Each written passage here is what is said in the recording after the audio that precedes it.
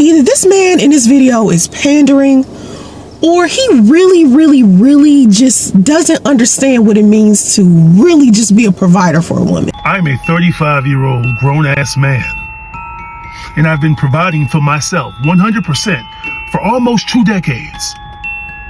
So if I bring a woman into my life, into my world, she ain't got to go 50-50 with me. For what? I've been taking care of me.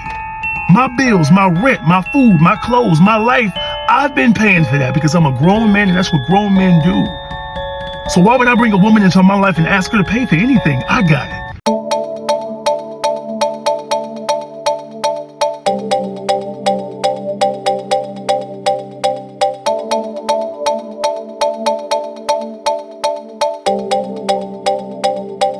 It's a lot of women out here looking for provider men, right? We've seen it.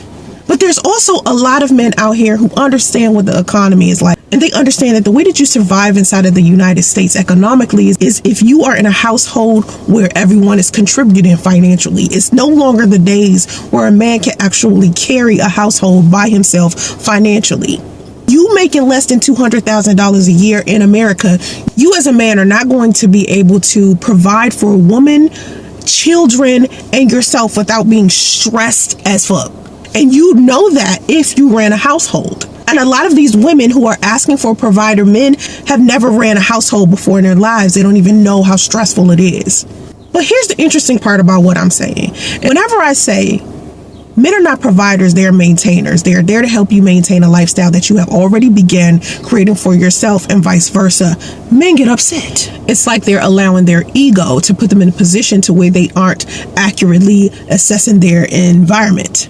It's like, you don't get it, sir. You need to make way more money to be classified as a provider. And a lot of men don't even want to do the work that comes with them being financially in a good place. They don't even want to learn what they need to learn in order to become more, because they feel like a lot of women want to live extravagant lives. They don't want minimalism. A lot of men see women as consumers, greedy consumers, and a lot of us are. A lot of these women that want a luxury lifestyle, they don't understand that, oh, you're just wanting to be a consumer. You don't even understand what it means to be wealthy. You're not trying to be wealthy. You're not trying to be a millionaire. You don't even want a husband that's a millionaire. You just want a husband that will allow you to consume all of his resources. And 9 times out of 10, when you're the type of woman that has her own money, you start looking at money differently because you know what it's like to run a household. You know what it's like to spend money. You know what it's like to spend thousands of dollars on a handbag. There's a lot of women out there that are smarter than that. Like, for instance, for me, I'm not going to spend money on anything that's not going to generate me money later. Like, if it's not going to be some type of investment, you know, like maybe I could sell it for more than what it's worth after a while. But I think a lot of women are just out here consuming. They want to live a luxury lifestyle and they want a man to provide it for them. So it's like, I think a lot of people just misunderstand the economy and finances in general. So when they're trying to find a partner, whether they're trying to find a wife or a husband, a lot of times it's a confusing situation. Finances is a serious thing inside of a relationship. And honestly, my advice to everybody is to go out there and make your own bread. Always have an emergency fund. Just as a person, as a grown woman, part of being a feminine grown woman is that you are responsible for your own finances. And in the event something happens to your husband or your boyfriend, you'll still have a way to take care of your family.